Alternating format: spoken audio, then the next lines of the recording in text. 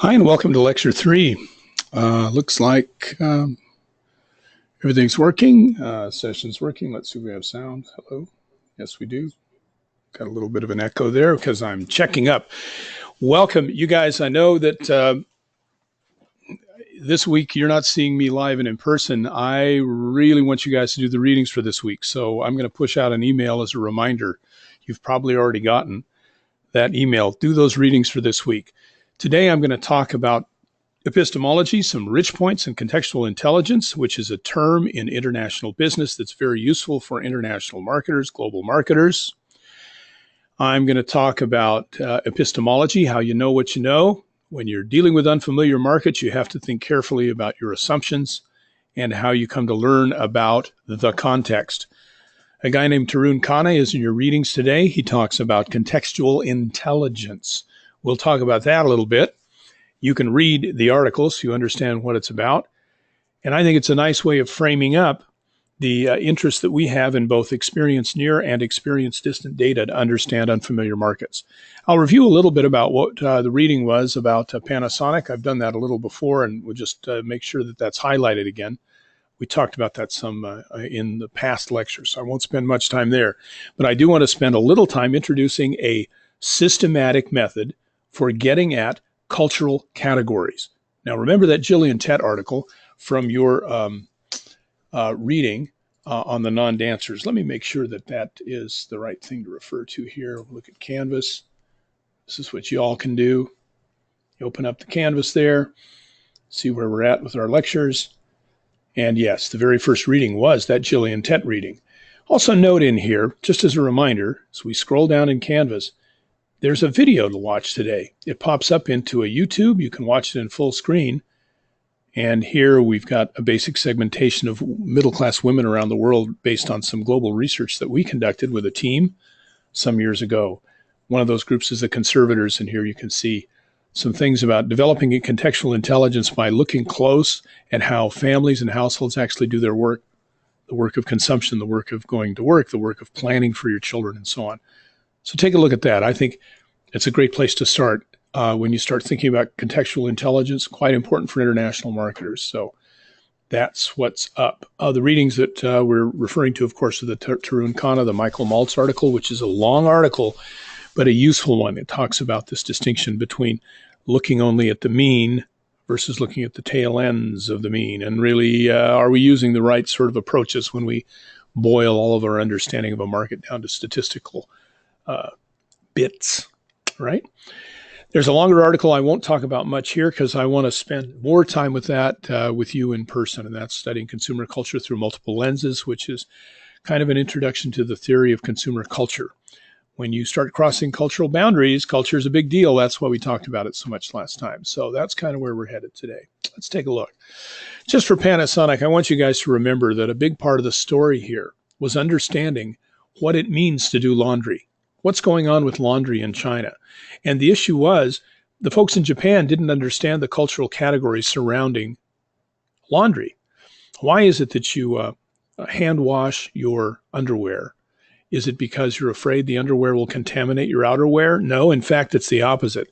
So the ideas about what makes clean and what's appropriate for you to wear next to your body and how you clean it and take care of it were all part of Panasonic's coming to understand the needs of consumers in China. So once again, we're dealing with cultural categories. How do you treat your laundry? What gets laundered where? And then understanding the sort of process that people use to take care of their clothes and how that was important for Panasonic to regain market share in that Chinese market, and how they did it by gaining, here's that word, contextual intelligence, smarts about the context in the market. So when you look at Panasonic, be aware of these things because this will pop up on a little quiz. What was the problem? What did they discover and how, and what were the results were the key things for you. Let's talk about epistemology, how you know what you know. We have a tendency to think that data in business means large samples, that data in business means only numbers. And we've talked already about the arguments between folks like Gemawatt, who says that data means tables, charts, and numbers, and uses that understanding of data, that epistemology, to criticize a guy like Friedman, who uses narrative and stories and his own experience to unpack or understand what globalization means. Well, there are other kinds of data in the world, and I think we beat that idea up a little bit and talked about that idea. But here's an interesting story, and this comes from Michael Maltz.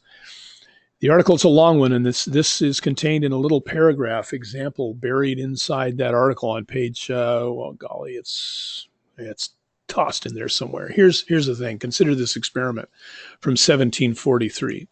Imagine as the world is beginning to globalize and the English, with their wonderful maritime technology, are extending their colonial empire and their corporations around the world.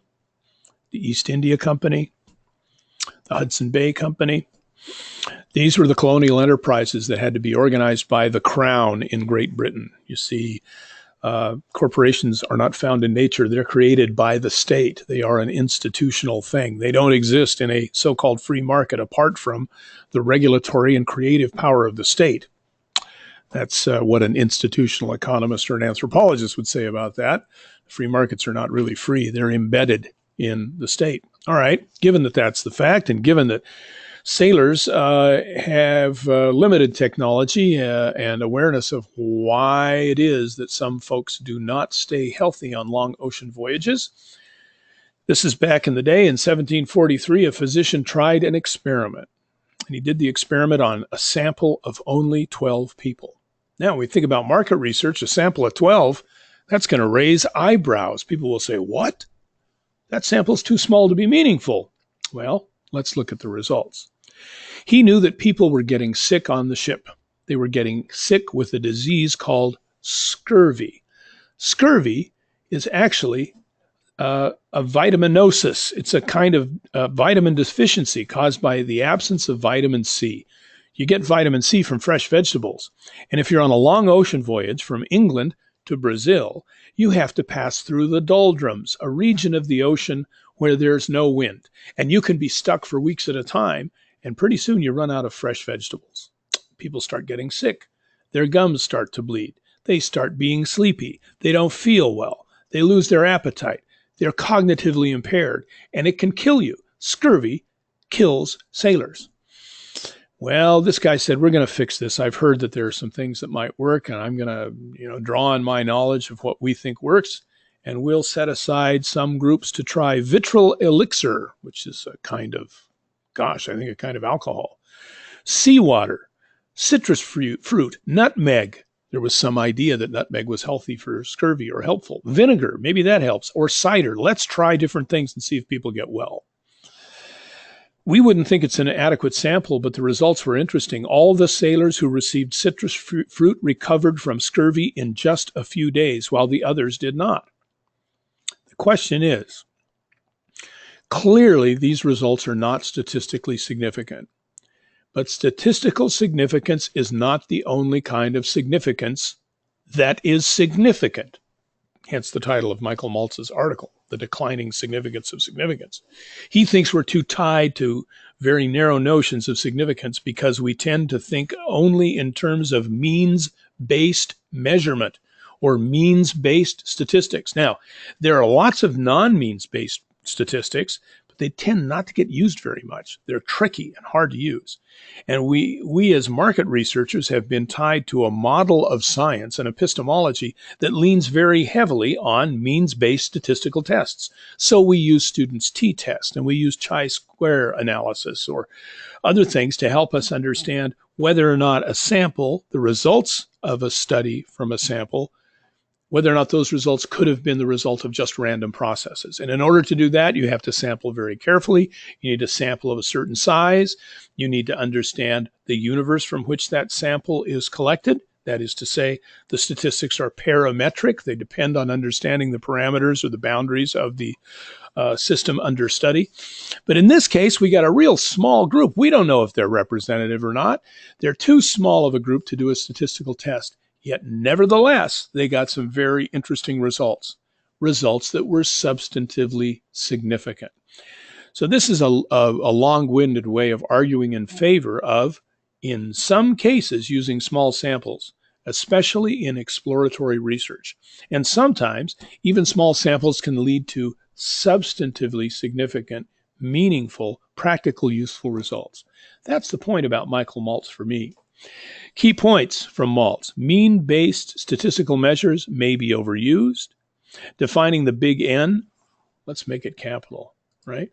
The small n is your sample n, the big N is the universe. Oops, it didn't work.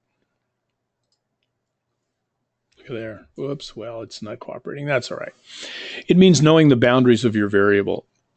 If you haven't done good exploratory research first, and if the area of a market that you're studying is not well known, you may not know what those boundaries are. And if that's the case, that is to say, if you don't know where your variable begins and ends, the real size of your potential sample, you can't know whether or not you're getting a lot of error or whether you really have a valid understanding of the mean. Let's say you're understanding yogurt consumption and shopping, and you only study moms. What if you're in a society where moms don't do the shopping, and you've asked moms about their shopping behavior and you come up with a certain result, but exploratory research tells you moms aren't the ones doing the shopping?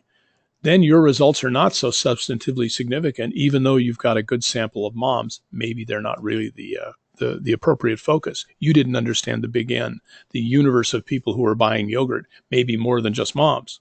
Depends on the situation. So his point is that if you're going to use means-based statistics, you've got to be careful about understanding what the big N is, what the sample, the wider sample is from which you're drawing your sample, and whether or not it meaningfully represents the activity or action or thing that you're trying to understand. That substantive significance is not the same as statistical significance, and that brings big samples, if you read his article, bring their own problems with error, problems with data cleaning. And many, many times I've seen companies say, please sample from this customer list. Okay, we've got a big sample, and that's great. We can really cover all the bases. Then you get into the sample and find out that so many of the phone numbers are wrong. People move away. They don't respond. So sometimes big samples bring their own problems. Category mistakes can also happen. You may be investigating something that, in fact, doesn't look the same. The context is so different that what you think you're studying is not really what's happening on the ground at all. I can imagine someone in Korea trying to understand health food. Health food is a category in the United States that makes sense, but health food in Korea could mean food that's a kind of medicine, or it could mean organically grown food, or health food could mean food that makes you vigorous. If you're a man who needs additional vigor, perhaps you need some, I don't know, maybe it's ginseng, right? So when you bring up the cultural category that's familiar in America as health food to a group of Koreans, they might think of health food in very different ways. The members of that category that we think of as health food in the United States may be different in Korea. So it's a matter of being careful to understand the local categorization, the local understanding of the thing it is that you're studying, because it may be different from your own understanding in international marketing. Look at Michael Maltz again. I'll leave this for you to read. This is a kind of category mistake you can make. Culturally biased visions of reality implicit deep within our categories. Terms like dropout, minority, broken homes, lower class, working mothers, even age, school, and education level. We think of these as fixed categories that apply across different settings. Maltz is a quantitative social scientist who studies delinquency and crime, and he finds that often these categories are misunderstood and misapplied in the statistical research that is intended to support closer understandings of what's going on in the criminal justice system, for example.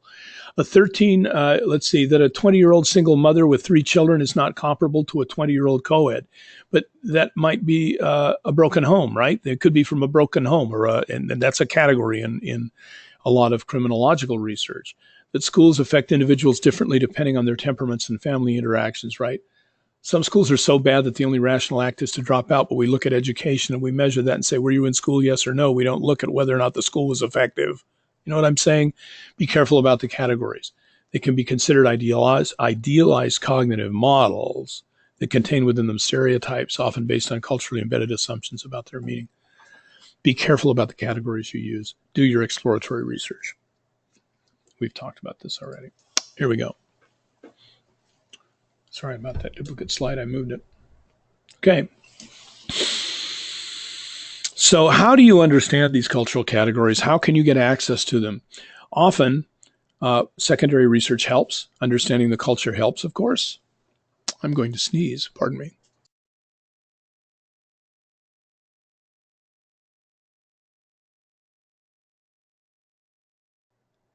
There, I muted that kindly for you. This links up with the idea of contextual intelligence. Understanding the context means understanding the local categories of experience through which people buy, use, decide to buy, use, share, dispose of the products that they buy, or the same thing for the services that they may pay for. Ethnography is the technique used by sociologists, anthropologists, and market researchers to get at that experience near data that helps you understand local categories of meaning and experience. It helps you understand the context. It gives you contextual intelligence. Ethnographers, when they approach the question of how to start some research, recognize their work as iterative. They may understand how to sample at the beginning, but they may find when they get into the field that what they were sampling was not the full range of possible examples within their field of inquiry. Right? You don't always know what your sample is going to be in exploratory research beforehand. In most social science research with big samples, you set your sample in stone to begin with. But if you're doing exploratory research in the context, you got to move around to see what's really going on. And then you can come back in and do some scientific kind of means-based testing if you want, or other kinds of tricks to understand what's going on in a reliable and valid way. So for me, when you're doing this kind of work, if you want to gain contextual intelligence, there are 3 field sampling questions that I think are good for any manager, anyone exploring a new market, anyone in international business. Where do I go to see a product, a service, or a thing happening that may be of interest? A product that I make, a service I provide, a service I'm considering redesigning to enter a new market. Who shall I talk with? Where shall I find them? When will I go? And then take a walk and make a map. Culture exists because people practice it in real time, in real places. Where are those places? Where shall I go? One example for us recently was understanding youth and cars. And I'll talk about this a little bit later in class, but we were curious because General Motors asked us to understand car customization. The question is, where do we go to see people customizing cars? General Motors went further. They were interested in the youth market, so we kind of had that narrowed down. We could go talk to young people, but we sort of assumed there'd be a range from people who don't customize to people who do. Well, we got out in the field and found out that everyone does some customization to their car. Everyone personalizes their car in some way. So right away, we didn't have to worry about trying to find people who don't because we couldn't find such a person. So that narrowed our focus. We also found that there were lots of older people who dealt with American cars, who loved American cars, particularly big, strong muscle cars like the Mustang or the Camaro. They tended to be older. Turns out, young people in our research area were not so much interested in that because those cars are expensive. It takes more money to work on them. The parts are more expensive. But the inexpensive cars were the ones young people were customizing and working on.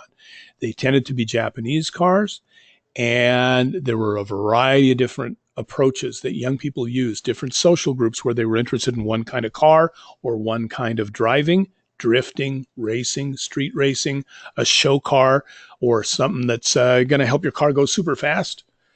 All of these things were like little different cultural worlds, and we didn't understand what those were, so we couldn't sample until we'd been out to see what the range of things were. We walked through a research plan very much like this one, starting with a focus, building a plan, going into the field, finding out where to go, who to talk to, talking with people, doing some analysis, reporting it back to the company, and giving them an exploratory understanding of what the opportunities could be for a company like General Motors interested in promoting its aftermarket products to younger people. All of this goes to an idea that Tarun Khanna talks about when he talks about contextual intelligence, or CI. He says that too much of our data and thinking in international marketing in particular, and in market research as well, is based on decontextualized, what he calls high-level data. We would call those experience distant data. Useful stuff, having a big data set. If you're doing data analytics, that's the stuff you live with and work on. It's important and it can help you answer important questions. But in a new, unfamiliar market or with a new product you haven't designed yet, you need some exploratory research to understand how it's potentially going to fit and to understand what people are actually doing in their daily lives to meet needs that might be related to the product that you're trying to build, design, or offer, right? So contextual intelligence is a way of gathering enough about the context so you can make good decisions and understand what's going on. Trun Kana has these handy quotes, and he says the general rules of thumb that we use in international business or business are usually not enough, especially internationally. You need contextual intelligence. You need to understand the local or the emic points of view. Emic is the insider view. Etic is the outsider view. This is an old idea from linguistics, and you see it showing up in the international business literature. How do you get the local point of view or the emic point of view? Contextual intelligence is a validity check on so-called big data or indices. Indices are useful and helpful, but where do they really come from? How's the gathered data? How is the data gathered? Is the data fresh? You know, things change in the world. Big data sets may be 2 or 3 years old. You need up-to-date information. Can you get enough by going in with a small sample? Not for all questions, but for getting a beginning understanding or an exploratory understanding of a new market. Helpful tools to use are those up close and personal. And they're different tools than those used in data analytics in the usual way of thinking about them. You can understand on the ground what products mean to people, not just what they mean to you. If you've got a group of engineers designing a product, they can tell you with great specificity what the features are of that product. But those are the features that matter to your engineers. What about your customers? Do they really care about those same features? Yes or no? You can't find out by referring only to big data samples of stuff. You've got to go see what people think the meanings are of your products to them. You know, contextual intelligence goes beyond understanding consumers to understanding other organizations. If you're an international marketer, you have to deal with companies in other countries who are organized differently, where the nature of work is different. The assumptions about how work gets done and the practices that people do in Japan, in Korea, in the United States. Wow, Korea, work, work, work, busy, busy, busy, quickly, quickly, quickly.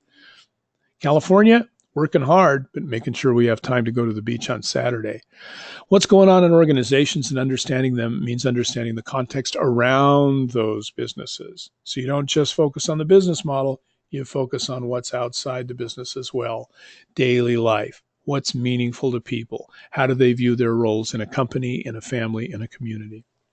And what's nice is contextual intelligence will facilitate collaboration with designers, marketers, and managers in different cultural settings. If you understand the context well enough, you can communicate well with people. And we know that the meanings of words come out in actual use. You want to understand what a word means? See it used in context. Yeah, you can go to the dictionary, but if you really want to see living language and understand things locally, see words, listen for words as they're used in context. We tend to have a preference for simple and universal solutions. We like to standardize. It saves money and time, but it doesn't always work. And without the contextual intelligence, you're going to be in trouble. Too many of our findings are based on weird samples, Western, educated, industrialized, rich, and developed. But if you're interested in the real emerging markets where the excitement and the growth is, where the need is for people to improve their lives with access to better products that can help them be happy and healthy, and well, you'd better have some understanding beyond just looking at the kinds of big data sets that are designed by and for big, educated, industrialized, rich, and developed countries. That's a point about contextual intelligence as well. And, you know, time pressure for quick decisions for quarterly return gains. If you're in that kind of environment, you don't have time to gain that contextual intelligence, and not having time can work against your business's well-being. Got to make time, got to understand. It takes time to build that kind of contextual intelligence. A lot of folks think that you can do this with analytical model building, right? We like analytical models. We like formal, transparent, comparable data, experience distant rather than experience near data. But in fact, you got to make sure that your models actually fit the local scene, right? The assumption about a rule of law, for example, supports the idea that formal data will be accessible and meaningful. It's not always the case. I talked to a mayor of a small town in China who was just done filling out the survey for his county level official. The official had a goal he had to meet. He had to make sure all the villages under his geographic purview in his area had internet. That's how he got money for his next year's budget, to provide internet, to make sure that his communities are being served with access to the internet. This mayor of a rural town said that he signed off on a form that said all of our houses have access to the internet. He pointed up in the sky and said, "Do you see any phone lines? There aren't any. There's nothing underground. We don't have any internet." But the county official asked me to sign the form. So there is experience distant data about internet use in China, but is it really true? Does it reflect the actual realities on the ground? In this case, any data that I would have collected from Sichuan province 5 years ago, even though that data looks like it's publicly available, it's highly questionable whether or not it really reflects the real context on the ground. Be careful with big sample data because you don't know where it's from always. How do you get contextual intelligence? Well, there's a puzzler. Here's what Tarun Khanna suggests. Hire people who are fluent in more than one culture. Yeah, get a team that has diverse ideas, diverse categories in their brains about how things work, and explore those. Partner with local companies. Joint venture is not a bad idea. UPS just is in the process of inking a big joint venture that I'm not quite sure about all of it, but I think it includes Alibaba and Alibaba's desire to move products both directions from China to the United States, back and forth, and to do it quickly. You can develop local talent. Do what Panasonic did. Find local partners and work with them, learn from them. And Khanna says, do more field work and more cross-disciplinary work in business schools and require students to do the same. It's what we do around here. I make sure that folks have a solid grounding in the systematic ways that you can use to get at local context and take time to understand the range of local variation. That's what Khanna's talking about. That's what we're talking about here.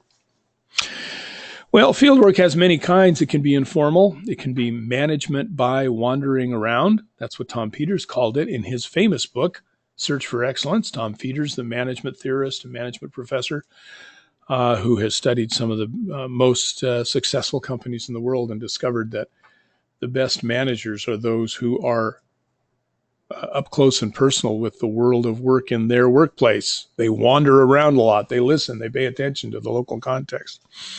Ethnography is a formal set of methods or tools with a general orientation. It's not a single method.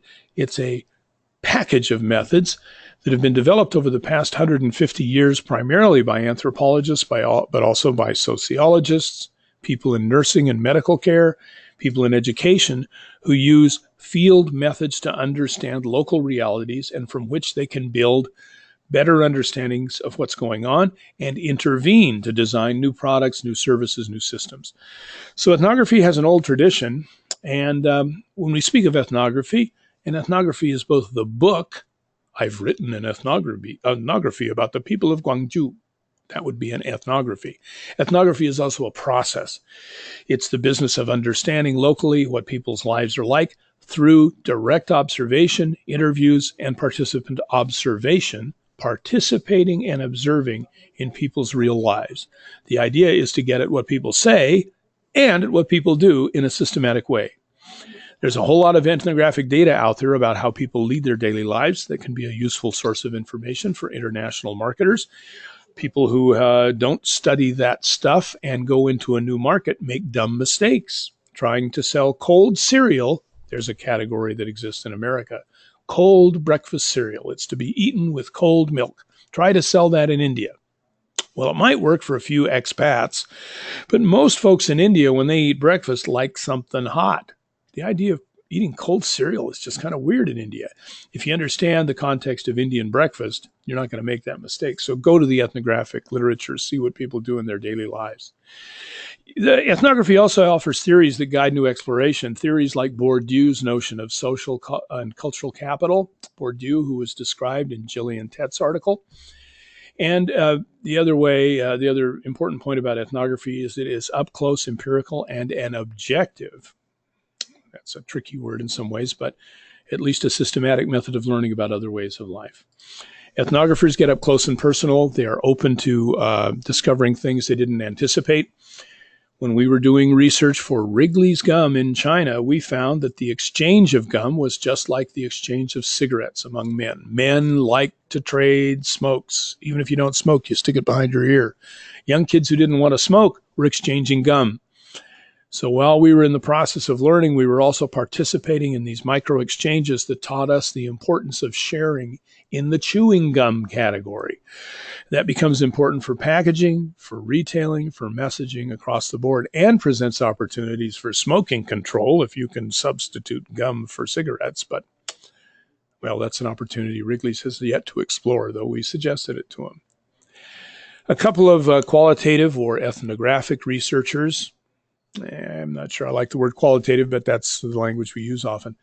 The general commitment of the qualitative researcher is to interacting with their objects of study, people, on the latter's home grounds, and strongly encourages the discovery of what you might take for granted and what seems either obvious or hidden to you.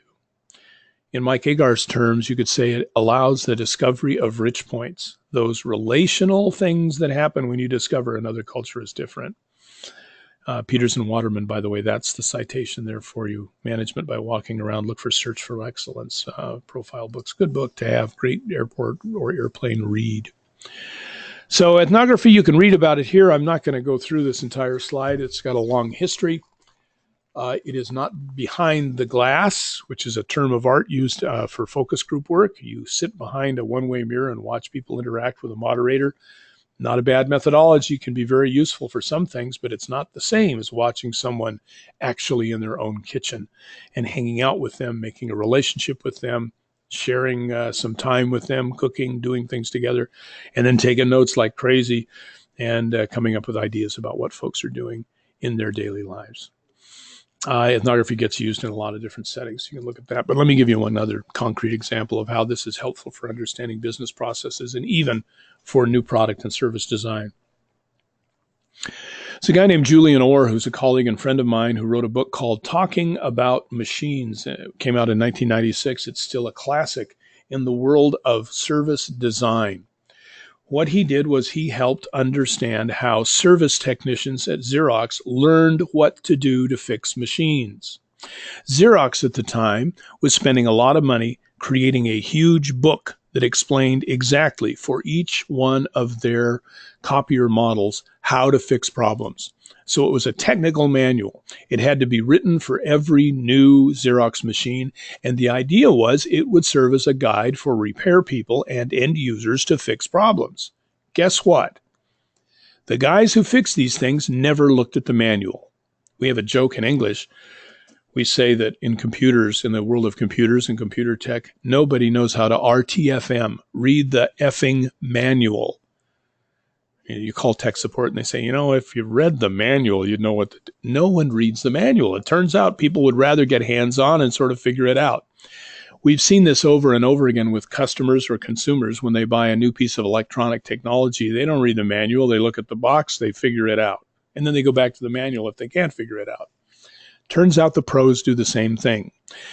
By hanging around with, shadowing, and working with Xerox repair technicians, Julian Orr decided that and discovered that repair people learned from one another. They did their learning not from the book, but over coffee at the coffee shop and through phone calls and team meetings. They actually came up with a new delivery model, a service model, to help repairmen learn quicker. They put out little radios, and they made sure the radios worked in such a way that if one guy was in one city dealing with one problem, he could get on the radio and ask his buddy across town, "Hey, Sally, I've got the actuator switch, and it doesn't seem to be working on this model. Have you run into that problem?" Sally hears and answers, "Oh, yeah, I know what to do. It's the new roller behind it. It tends to clog up, and it gets lint on that switch. You got to clean it, and you should replace the roller." While they're talking, everyone else who's a worker in the area can also hear what's being said. So the information got shared right away when the questions came up. They implemented that innovation in cooperation with the Motorola company. They did it first in Colorado, where it was hard to, Motorola was experimenting with some new technology maybe or something. They had trouble getting the word out in that mountainous country called Colorado. So they partnered up with a provider and developed a new system and didn't have to pay for these expensive manuals anymore. For Julian Orr, one key insight is the importance of informal storytelling in institutional knowledge creation. Wow, that's kind of a geeky thing to think about. But if you think about its relevance for international marketing, it's this, that your assumptions about what people do to solve problems could be consumers, could be a B2B situation, like in the case for Xerox PARC. They better be grounded in something. If you just assume people are reading the manual and the manual solves the problem, then you don't understand what people are actually doing to solve problems. Machines get fixed. Not only that, customer relationships got fixed. So solving this problem about quickly and creatively allowing your tech team to learn lots of stuff and share what they learn and solve problems helps the Xerox business. It doesn't just help those tech guys. So I've used this phrase before, counting to one. What counts as data? What is an example of a thing? What is learning about products and what does it mean? What is learning about Xerox machines? Is it reading the manual or is it something else? And what instrumentation do you use to collect data as an international marketer? In many ways, I think it's really key to opening up your head about the possibilities for learning about other markets and coming up with innovative solutions to the problems you encounter, either internally in your organization or externally looking outside to the market. I want to briefly go over another systematic method. We talked about ethnography as a toolkit. That's one set of methods. But within that are specific tools or techniques to get at systematically what other people's cultural categories are about. I'm going to review ideas like inductive, deductive, and abductive later because this is not a class in research methodology, but just be aware that what you're doing when you're doing exploratory research is a circular process, and you base what you learn based on what you already know, but in a rather more open and squishy way in some ways than the usual sort of deductive research. When you have a hypothesis, you go out and test it against a variable, look for deductive and look for independent and dependent variables and so on. That in fact, the task is different here. It's not about isolating variables and doing experiments so much as it's about obtaining the native point of view. You can do that over long periods of time by hanging out and by living with, by experiencing other people's lives, observing, interviewing, taking notes. But that takes a long time. There are some quick ways to get at some aspects of people's cultural worlds. And one of those aspects is the cognitive domain. A cognitive domain is something like, in America, breakfast. What's breakfast? What are foods you eat in the morning? Just think about that for a second. What do you eat in the morning? What are things that are for breakfast? Take a minute, write down a few things. Now, if you asked Americans for those things, if you asked them for a free list like breakfast, you'd come up with things like oatmeal, grits. You've maybe experienced grits. Now you've been to South Carolina. Bacon, eggs, cereal, yogurt. Now, some of those things may be in the Korean cultural world, and they may belong to the Korean cultural category of things you eat for breakfast. We need to study and analyze and figure out just what that's called in Korean. But you can ask people in an open-ended way, what are the members of this cultural domain? And once you get a list, you've got something you can quantize and play with. This approach actually comes from studies of very basic cultural categories that all human beings share, like color categories. Color, doesn't everybody see color the same? Yes, they do. But not all languages identify colors in the same way. In Vietnamese, you use a word for blue and green, but put a modifier in front of it to designate whether it's blue or green. And different languages and different cultures sort out their names for colors in different ways. This was the beginning of cross-cultural cognitive category research, folks studying something as basic as color terms. Well, once you are able to obtain, once you're aware, right, of the fact that there are different cultural categories out there, how do you discover and analyze them? Well, I just gave you an example. Find a domain, ask somebody, what are the members of that domain? Now, a domain does not mean my favorite place to eat. That's asking for an individual thing. But a cultural domain is something like breakfast, pets, animals, seasons, things you wear to school, right? You set it in context a little bit, and then you can ask people free lists. You can do a technique called pile sorting or a technique called triad tests. I'll share a reading with you guys later about some of those specifics because I think they're useful to understand. You may not do them yourselves, but you may find a vendor or you may find someone in your organization who uses those techniques to get at local understandings of cultural categories. I found it tremendously helpful in a number of research contexts. And the easiest one among these systematic tools to understand cultural categories is simply free listing. It allows you to discover local categories. It can be expressed in numbers. So you don't have to worry about this argument, oh, it's all just stories. Gemmawatt would like this because you can turn it into numbers and you can do basic descriptive statistics on the numbers that result in very many and interesting ways. It's a simple methodology and it's inductive. It gets at the participant's view. Deductive means you're starting with your theory up here and then testing it, basically. Inductive means I'm kind of a blank slate. I'm going to go out in the world and figure out what's going on, and then I'll organize my data, and then I'll get at what the local point of view is. That's inductive. That's good for qualitative, a lot of qualitative work. It's also great for a lot of exploratory work. Yeah, as I said, it's quantitative, quantifiable. It can be quantifiable. Oops, what happened here? How do you do it? Identify a domain of study. Not all categories work. Stuff people don't like to talk about. Maybe it's sexuality, maybe it's littering, maybe it's other things you're not supposed to do and you're not supposed to talk about. So for some categories, maybe you need to use other methods, but if you can identify one that folks are comfortable talking about, perhaps that's one in which you can use this methodology. You decide if you're going for breadth or depth.